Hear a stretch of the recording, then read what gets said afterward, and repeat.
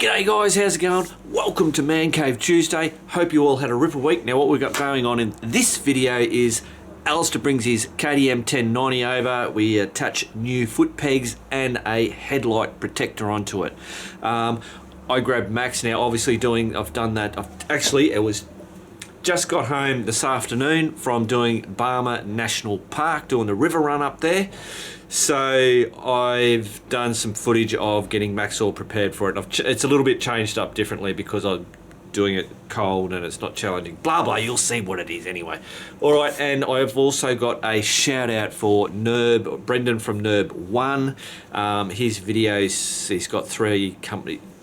You'll hear that. And what else have we got? I think that's about it, guys. No, and I've got some highlights of the Barmah trip. Cool, right, where are we going? Let's get into the KTM.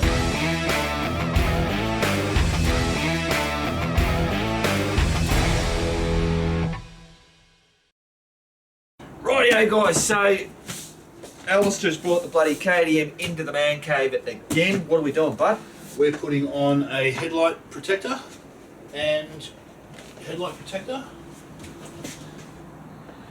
rally pegs. Cool. Thanks, Dave. Dave from Victoria. What has he got? He used to have an older KTM 1290. Now he's got the brand new one.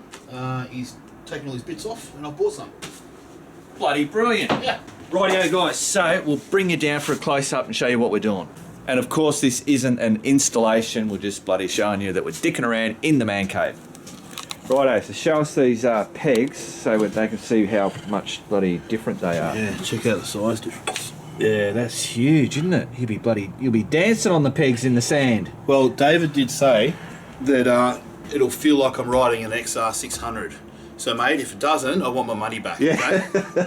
that's it. And if you grab with just, we've got to be careful. It was missing one of these rubber things. Yeah. So what we've done is we've got some furniture rubber and we've done some epoxying and whatever, so that's still drying. So that is going to fit on there like that. Yeah, cool. Because on our last ride, Mark, yep, I got some dings.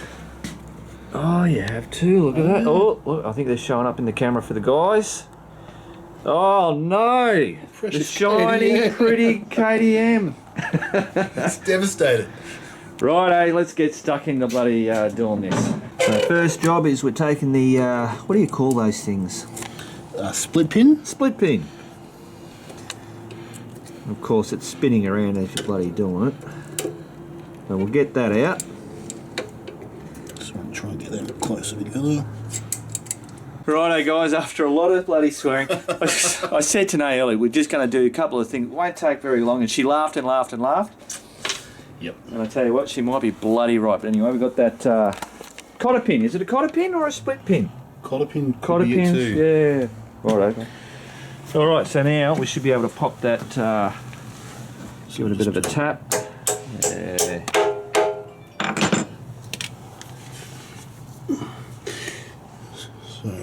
So, hang on. I was just looking which way does that go, so it sticks up the spring. Alright, hang on, let me get this on it, just so we need to go back to... Cool. There we go.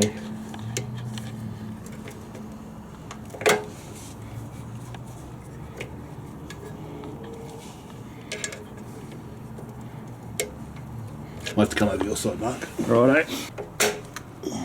Bloody KTMs. Hey, Jesus, that came out. Yep.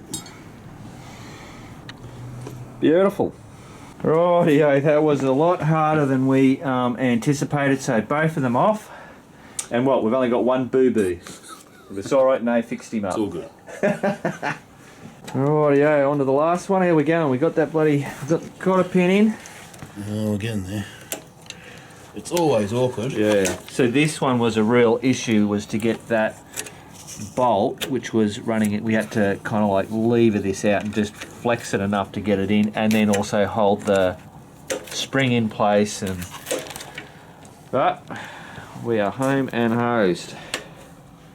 So once he's got that bloody cotter pin bent around so it won't bloody come out, I'll tell you what, they will never come out.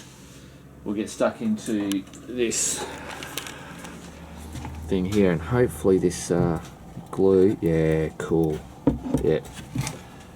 We'll call that Mark Victor's Rock Solid. Rightio, so we're putting on the bracket for the screen. It's basically a 2-bolt. You take the torque bolts out of this spot there, and then there comes, but of course we're having issues. As always. That's it. Do a dry fit. Let's just see.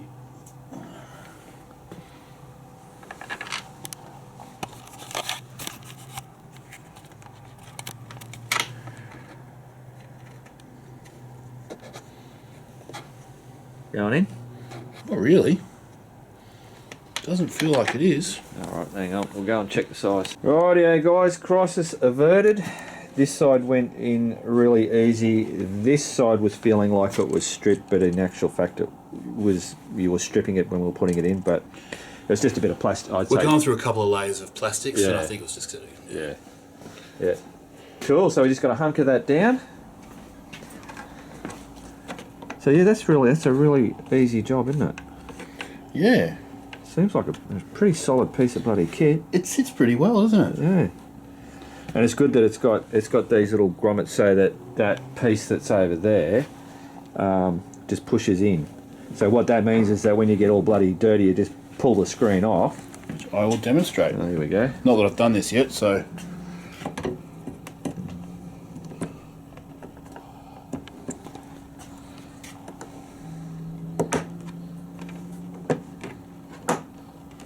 Oh, so does that actually... Oh yeah, it does touch, yeah, cool. There you go. Brilliant.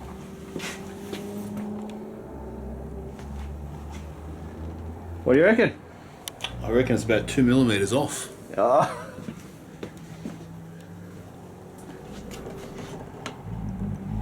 So are they all tightened down?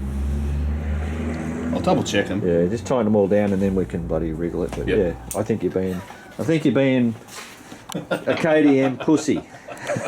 Probably. Thanks for your help, Mark. Not a problem, matey.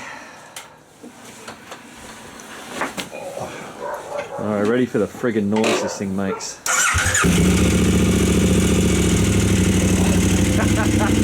you, mate. No worries, see you, bud.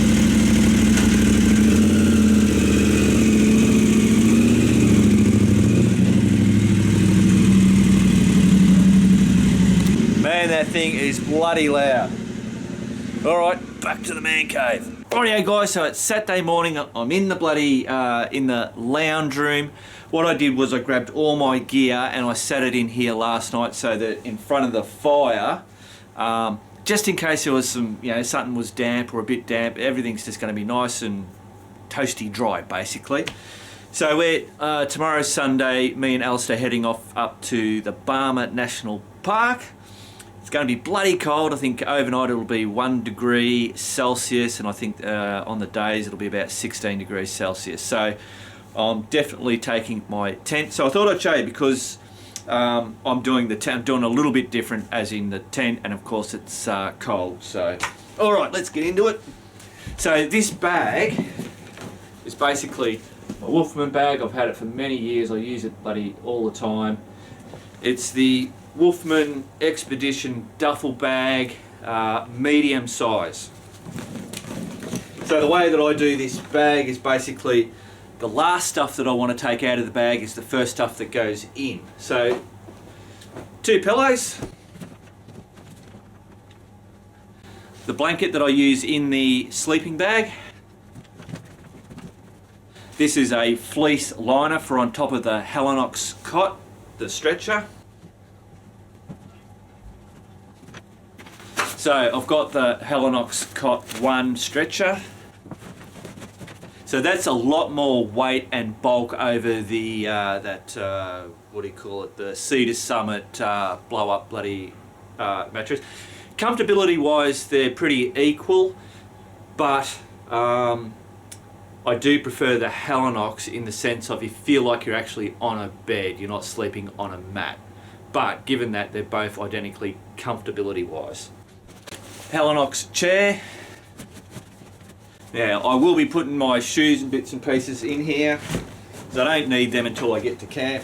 The shoes go in there, toiletry bag, beanie, fingerless gloves, hand warmers, toe warmers. There's a back bloody deep heat thing, basically just does warming. If I think it's going to be really hot, I'll just bloody pop a couple of those in the sleeping bag and that'll keep me toasty all night. So now jacket. So I'm taking this Windbreaker jacket. It's a Blizzard Active Outdoor Wear, I don't know. It's lightweight and it blocks the wind really well, and also the cold. Now I've used this for riding on the motorbike, where I've put it over all my gear. It does blow up at high speed, but if you have your Camel, like a hydration thing, I put the hydration over the top of this and that holds it all in really nice. So I'm just basically going to be using this for around the camp at night time, and most probably in the morning. And if it does happen to drizzle or rain a bit, which we're not expecting that, hopefully it's all bloody gone through. So it's going to be slippy out there, I reckon. Yeah, it'll just keep me tasty warm around the campfire. Sleeping bag.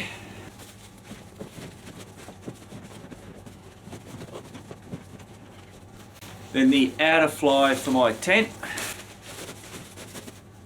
Tent poles and tent pegs. The inner part of the tent. And then of course a ground sheet, which is just a $2 bloody poly tarp. Just helps keep the bottom of the tent clean and dry.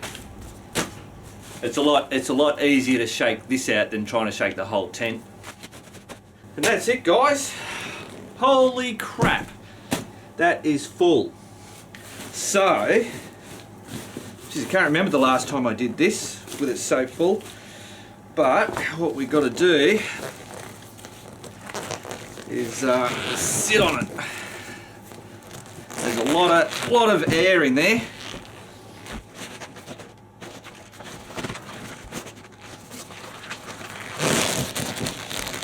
Wow, that's huge. I don't remember this being so bloody big. Oh.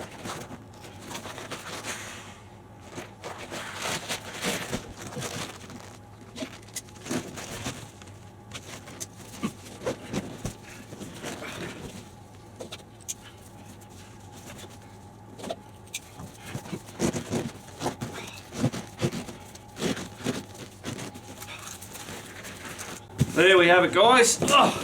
Bloody hell. Righto. Cool.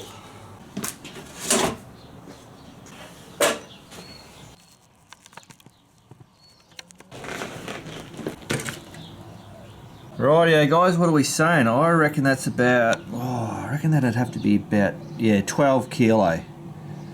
Whew. There you go. It's been a long time since I've done that.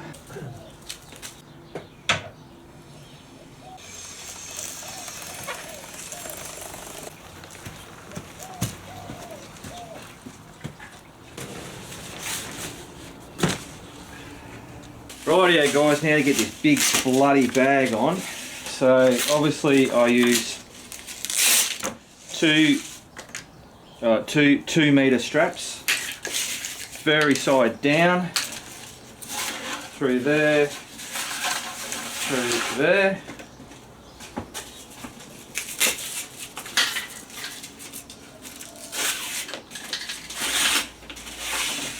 Just like that. The way I put the bag on is that face is always the back. Can you see that? Yep, back. Because the way that rolls that way, so that if it's raining, it's just going to go over it. Center it up.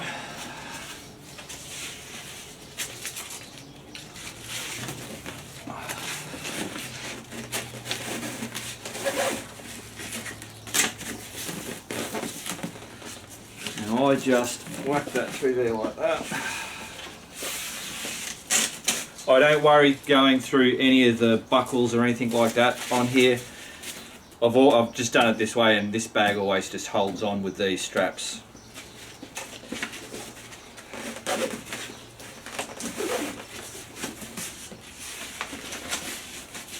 Now, hunker it down, and the access comes around, grips on there.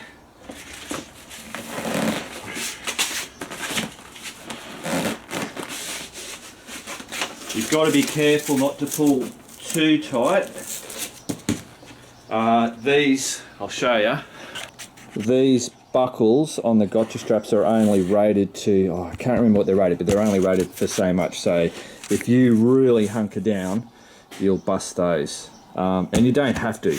I mean, that is on there solid as. And the other thing that I've worked out for easeability, see how I off-center those like that? When they're fully on here, they're quite really hard to get on. So, and you don't need much of this on there, and these things don't go anywhere. Bloody brilliant system. Rightio, so that's the top bag on. I've got to put the side panniers on. I'll show you the cooking bits and pieces because I'm going to do a little extra cooking out there, not just use my can. And the other bits and pieces, yeah, whatever. But I was just looking, because obviously I've got to check my tyres, check the oil, check the filter, I've got to lube the chain. And I was just looking at the chain guard going, wow, that thing that I did is still hanging in there, but I'll show you something. Yeah, so I was saying, oh my God, you know, this thing is still hanging on there. So this is all cracked through there. And I was trying to, so there's a big washer on the back, and then I've put this on here, and it's still there. But I came over and I wiggled it, and I went, holy crap, look at that. I've lost a bolt. So, geez, that was, so even that flapping, I don't know how long that was doing it, and that was on the 3 Deserts ride. That still held up. Crazy. Rightio guys, so got me little Track Pack 2 bolt set, which I got from years ago from, what do you call him, bloody Vince Strand Motorcycles. Why won't it open? And this thing has been so good. I've found so many bolts for so many different things to use. So that is going to go in there. But I think I need to just shave a little bit off so it doesn't come out the back close to that chain. What do you reckon, Perks? Oh, don't be shy. Rightio, problem fixed. So I've got a washer plus a spring washer. So the spring washer will make sure that that bloody doesn't come out again. So that's all on there. And of course I cut that bolt so that it's not even coming through the back. So that'll be all sweet. Obviously this is still a bit bloody wobbly, but that'll just hang on there. Don't fix what ain't break. Is that right, Perks? Excellent. Rightio, let's see how his oil's going. Oh, a little bit of a clean up. There you go. So if I now just move the bike to its natural state. Hang on, where is it? It's about there. So I would say Max has not used any oil at all. So that's true to Max's form. He just doesn't use oil. So that was after that, after the 3-day desert bloody ride. Cool. Might have a look at the air filter. Rightio, I reckon guys we are going to be borderline on this filter, but I'm gonna risk it. It's only an hour up on the highway, an hour back, and then whatever we do in the Barmah National Park, which there ain't gonna be any dust because we've had rain coming through and all that stuff. Rightio, so I've done the lubing of the chain. I actually cheated. I put it up on the jack and I used the hot heat gun to heat up the chain. Anyway, I put heaps on there, so a bit of bloody crap's leaking off. And I have just cleaned all the blinkers, the lights, that light there. That's it. So this bike is still filthy, matching filthy bags, bloody brilliant.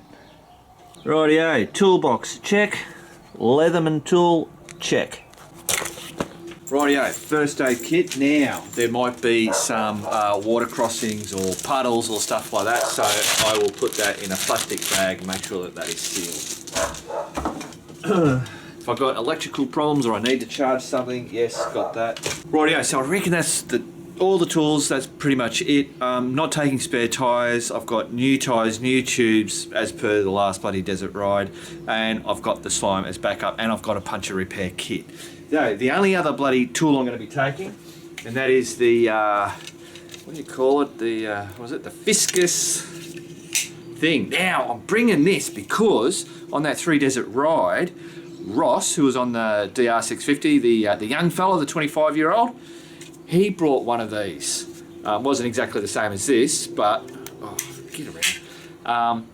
When we were at Little Desert, there was some big logs that we were able to cut up and to be able to use on that, and it was just brilliant to be able to have big, thick logs sitting on there. Not huge ones, but you know what I mean. So I'm bringing that because it's going to be cold. Rightio, guys. So it's now bloody Saturday night. Little snacks. One pair of change of bloody underwear. I'm only doing it overnight, so I wouldn't have to normally worry about it, but knowing that it might be bloody wet and I might fall over in a puddle, I'm taking a change. Just a pair of bloody pants to wear around the campfire. Now, got me normal pack, it's got all the coffees and how to bloody, cook all that stuff. Pot and pan, which I'll be using. And in there is another fry pan, a bigger fry pan, a metal plate, some wash up stuff, because I'm going to, you'll see that in a minute. Oh, and of course, I've got 4 cans of Ginny and 2.5 litres worth of bottled water, and I'll have my 2 litres on my back as well, which is heaps. Rightio, guys, so now for the food that I'm taking. Rightio, so I got myself 2 lunches, so that's salami, that is the non-refrigerated one, it's fine. A couple of cheeses, non-refrigerated, couple of bloody biscuits, so 2 lots of those. Now in this one here is, I've got 2 eggs which have been individually Glad wrapped just in case they break. Got some cherry tomatoes, some bloody cheese, and some, what do you call them, spring onions. This is to make my dog's breakfast. So for tea, what I've got, check this out. Plastic bag, just a couple of hamburgers. So just some hamburgers. Whack them in there. I could have frozen them, but I just didn't want to freeze them just in case they didn't unfreeze. Nothing worse than bloody trying to thaw out stuff. So I'm just going to take 2 little tiny ice packs. And because it's cold weather, that meat will be fine. I thought I'd try something different. I'm going to use a little can of peas, can of potatoes. I haven't done potatoes before like this. So the beauty of this is that I just pop the lids off, sit them in the fire, and they'll cook away, because basically all you're doing is warming these up. You're not actually cooking them. Taking an onion, so I'll chop that up. Got some tomato sauce with those steaks, so with the hamburgers. So hamburgers, potatoes, peas, onion, and that. And then, so I've got 3 hamburgers. I'll have 2 for dinner, and 1 will be, I'll cook everything up, and 1 will be for the morning. So I'll chop all that hamburger up. Most probably have some potatoes left over, so I'll chop up the potatoes, and then combine it with scrambled eggs and all those ingredients. That, I reckon, is going to make a delicious bloody breakfast. We'll find out, because you're going to, I'll obviously video it. Well, there you go, guys, that's pretty much it. All I've got to do is take Max around to the service station, fill him up. I'll fill him right up. That'll get me up there, mucking around up there, and then all the way home. That's it. Won't have to touch it again.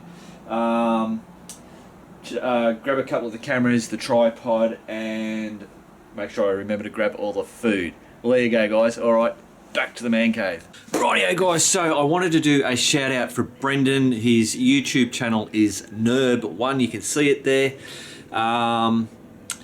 He's done, so it was Brendan, Riding with Tom, some of you guys might know him, and there was another guy, I can't remember who the other guy, I think he's got a channel too, I'll most probably put it up now if I figure it out. They've done Googs Track in South Australia, so sand riding stuff. If you're interested in that type of stuff, check it out. It's he's done a pretty good thing. So he's actually done 3 videos. I've seen the first 2. I just seen that the 3rd one's come up, so most probably tonight I'll be bloody checking that out. So yeah, cool. Rightio guys, so now a little bloody snippet, few little bits and pieces out of the Barmah National Park River Run.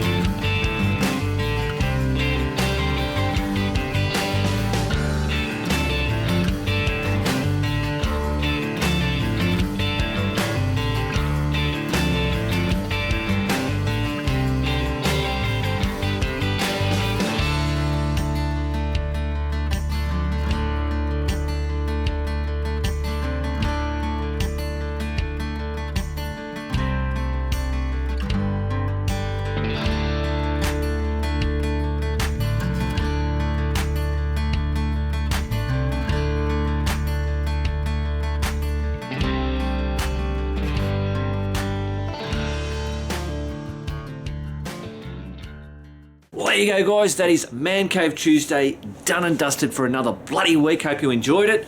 So on Thursday we'll have the Virago 250 budget bike build.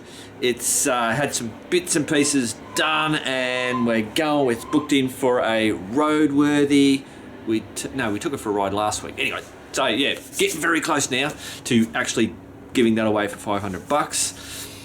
Now, obviously, I'll have that Barmah one out. I don't know, but I'll try and get that done pretty bloody quick. And I'm still hoping to get a. This is the crew. I've talked to the crew about this, but another what do you call it? Shit easy motorcycle camp cooking, which I'll actually do here in the man cave, and it's going to be spaghetti carbonara. Cool. All right, guys, that's it. Keep on riding, and if you ain't riding, keep on keeping on.